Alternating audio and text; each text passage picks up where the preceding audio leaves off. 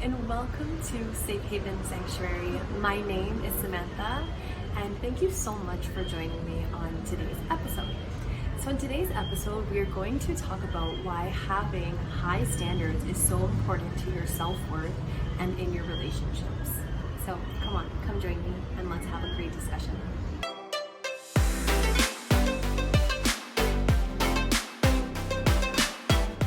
You've heard the saying of no one's perfect, and that,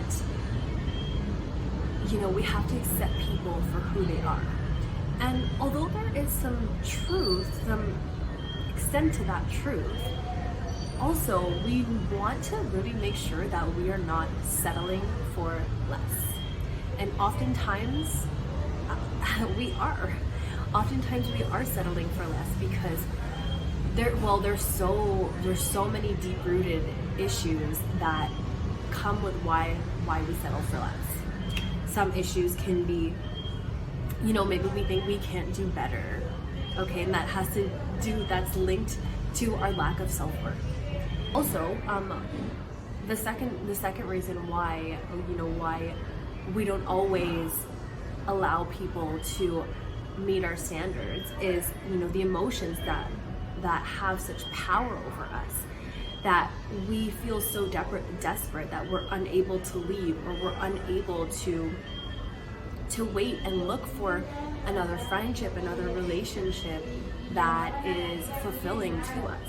Another reason why we also tolerate treatment that doesn't meet our standards is that we sometimes feel like we've invested way too much time in one person, in one relationship, that we feel, okay, well, I don't want to start over again, right? And to be honest with you, that is having such a lack mindset. That is having such a lack mindset that's doing yourself such a disservice, because it's like driving a car for a really long time and then it's breaking down on you. It's not taking you to the places that you need to get to, but saying, okay, well, I'm just gonna keep the car because I've already invested so much money and so much time in it, even though it is not meeting my needs, it's not taking me to places. Like, I'm literally in this car stuck that doesn't move. And it's the same thing with people, it's the same thing with relationships and how we are allowing people to treat us. The fourth thing as to why we may be tolerating less of our worth is we feel like we cannot find another person, whether that be a partner, a friend. We feel like, oh my gosh, there's no one like them. And yes, of course, there's not going to be anyone like them. But if you are not being treated well, you don't want to find another person who is like them. You want to find better, right? All of these reasons are linked to fear. Fear of stepping outside of our comfort zone, fear of starting over again, fear of not trusting ourselves, not trusting that we are able to walk this earth and walk with God, walk with the universe, and trust that the right people, the right situations are going to enter our life freely. But when we have this fear just clouding us, we are creating blocks around us that are keeping us stuck and stagnant. Okay? And this is why having standards, having high standards, is necessary to finding a relationship and finding the friendship that you desire and you deserve. Okay? So, now, I always say this. We never expect people to meet the threshold of perfection. None of us are perfect, okay? None of us are perfect. And I use this, but I use that saying very lightly. Yes, none of us are perfect. But is the person that you are looking for, or the person that you are with, okay, and this can apply to all of your relationships, not just partnerships, are they actively working on themselves? Or are, this is another thing that I hear all the time is, well, that's just how I am, you have to accept me like that. No, I actually don't. Yes, you can choose to stay how you are, but then you're going to lose me. And so really asking ourselves, is the person that we're with, or the whatever relationship that you're assessing, is this person truly investing in their personal growth? Are they making efforts to become self-aware, to become more conscious around their behavior patterns? And making sure that you're also doing that too, okay? Because yes, this video is about having high standards, but our high standards start with ourselves. Our high standards start with the standards we have for ourselves. Are you meeting yourself where you want to be? Are you showing up for yourself in ways that are going to benefit your present and your future? These are questions you need to ask yourself as well. So not only having high standards for other people, okay, because you're special. Not everybody should be vibing with your energy, okay? It is sacred. What you have is sacred. Who you are is sacred. Your heart is sacred. Your mind is sacred. Your body is sacred. And I want you to get into the practice of really taking the time to get to know people, or re-getting to know people, or reassessing your relationships and asking yourself if they are worthy of being in your life, if they are meeting the standards that you have set. And I want to reassure you, you are not a bad person for having high standards. Having high standards means that you value yourself. Having high standards means that you appreciate who you are, and that you're not just going to let anybody just walk into your life. Because when we let people walk into the life, when we let people just walk into our life, we do no sort of assessment, we do no sort of check-in with ourselves around how we actually feel about this person being a part of our lives, we're lacking boundaries. And we want to have healthy boundaries. We want to have healthy boundaries and healthy standards. Okay, so let's talk about what healthy standards look like. Okay, I once saw this video on TikTok, and it was about this lady, and I wish that I knew her name, that I could give her credit to this, but she had just said that, you know, why are you accepting the bare minimum? He's texting you, he or she.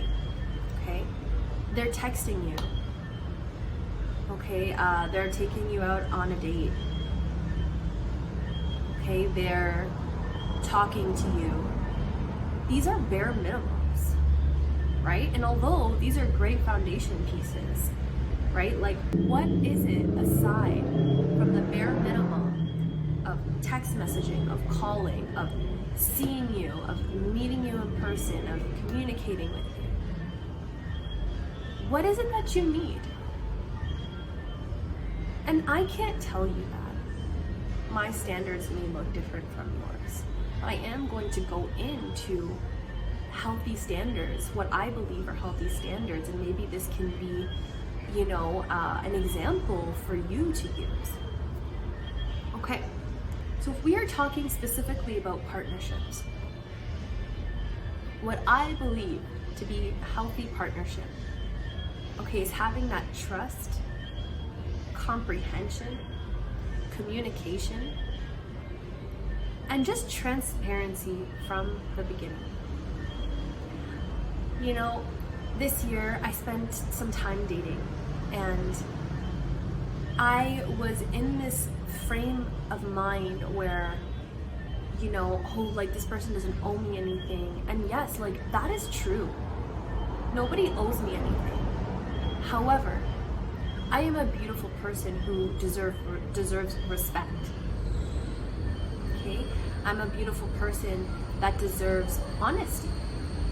So for example, I'll give you an example.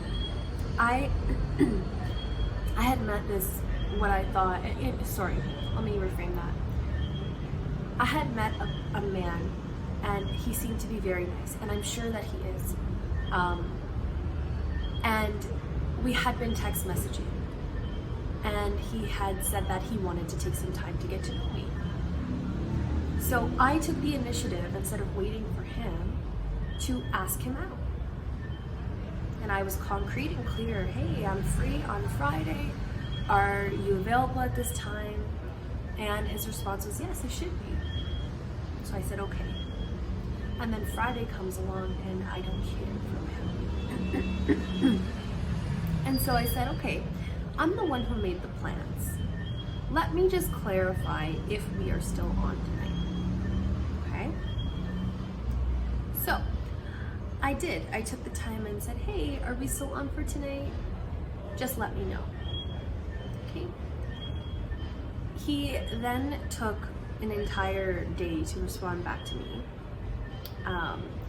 and told me that he wouldn't be available tonight, but that the next day or the day after, he for sure would be available, and he apologized. And I said, okay, no problem, that's fine. The next day came, and I did not hear from him. And I said, okay, I'm not going to reach out again because I have respect for myself. I'm not running after someone. If this person did not want to spend time with me, I would have just appreciated them to say, hey, you know what? I don't actually feel that connection, but I think you're a really nice person. You know, there's so many ways to go about communicating, even if you're not in this long-term relationship with someone, right? And so him in the beginning not even having that respect to even say, hey, I can't come, or hey, I'm just not really feeling that connection. Yes, it could be an awkward conversation, but I would rather the awkward conversation than sort of being left in the dark, because then, and this is no fault of his, I take full responsibility for this, but I started to feel those feelings of like, oh, like I'm not worthy enough, what did I say or do wrong? And it has nothing to do with that, because a man with respect would have the decency to tell me honestly, and that's the man that I want to bring into my life. So I'm so happy that I did not go out on a date with this guy, because this is how his communication was in the beginning. And this is not to say that these things cannot be worked on. Okay, only you can decide if you want to keep trying with somebody and if they're worth sticking around for. Okay, only you can decide that. And I want you to trust your intuition and what your intuition is telling you, because it is so important. We get so confused by the messages that we hear, even these ones that I'm telling you. At the end of the day, you need to listen to what is happening for you inside of you. Okay?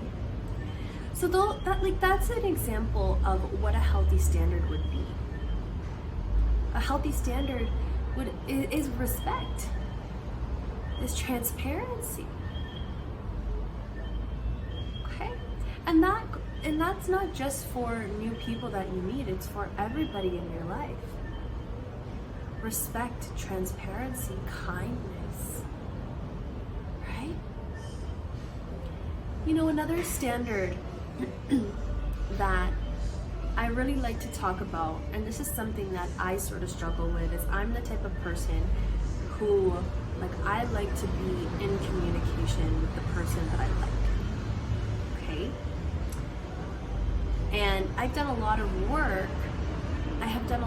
work pulling those rooted beliefs out of why I feel like I need that communication. Now, the communication is not like, oh, I need you to talk to me every hour and send me a message. No.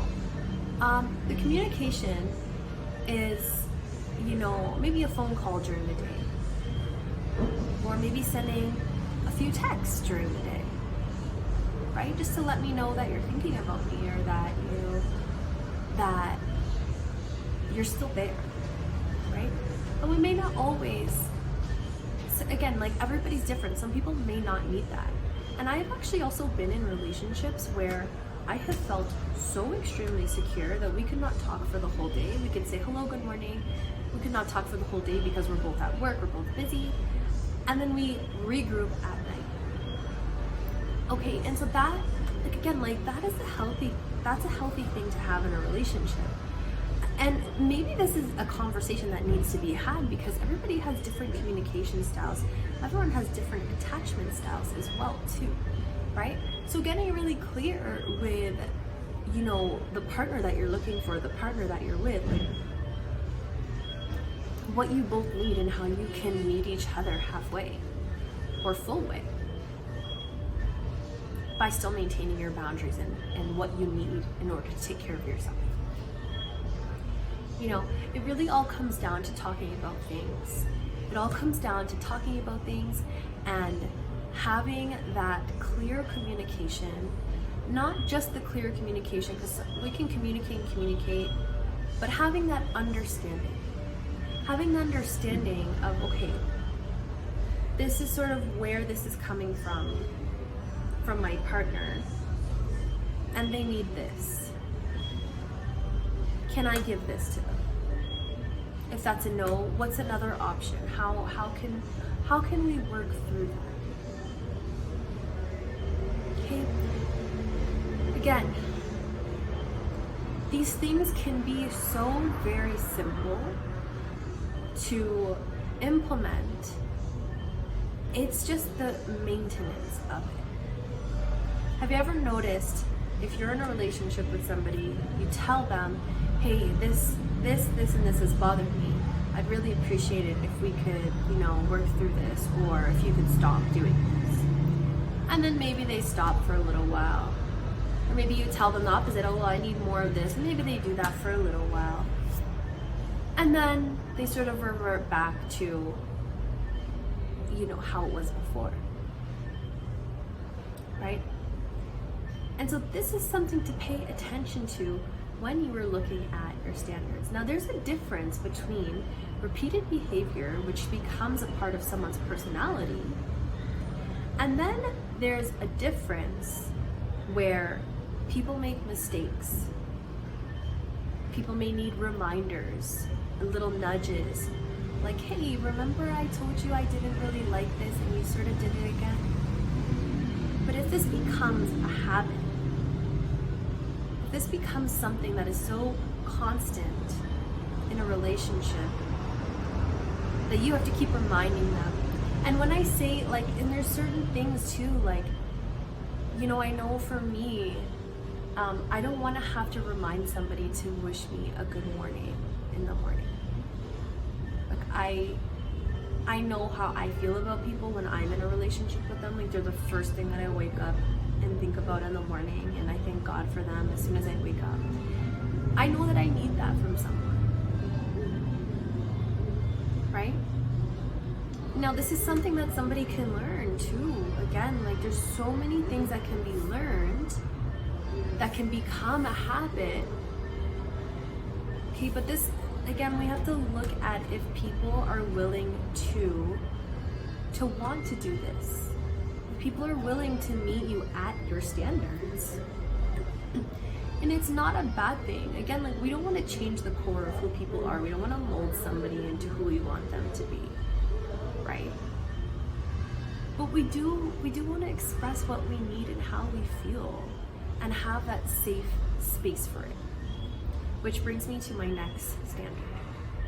Having a safe, emotional, and physical space is so important, and a lot of the times, many of us, including myself, I've done this in the past, I have sacrificed a safe emotional space because I wanted love, right? And the thing is there's so many people out there, who have both of these, who provide safe emotional spaces, and who can give you love. It is not one or the other. And I used to think that, like, oh, it's one or the other. Right? And it's just, it blows my mind now because recently I've been meeting so many people who have modeled the safe emotional space, whether they're friends or people that I've sought interest in.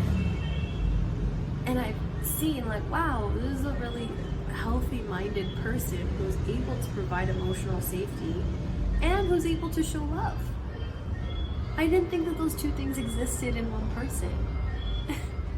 And so, again, like this, if you take anything from this video, if you take anything from this episode, take this. The one standard is an emotional, safe space, a physical, safe space. Because when we have that, when we're able to be our authentic self with somebody, okay, whether that's showing up sad or showing up happy, just being able to show up authentically in how you are. Because let's be real, we show up differently every day. And we need people to understand that, because there's so many people I know in my life, it's like I'm expected to be this like happy person 24/7 because I'm always smiling. Okay, but I have other emotions too. And then when those other emotions surface and I let them surface, for example, like with my friends or with family, depending on who the people are, it makes them feel comfortable, and they're just like, they just want you to just be that happy person. Okay, and or whoever they know you as. But that's not realistic.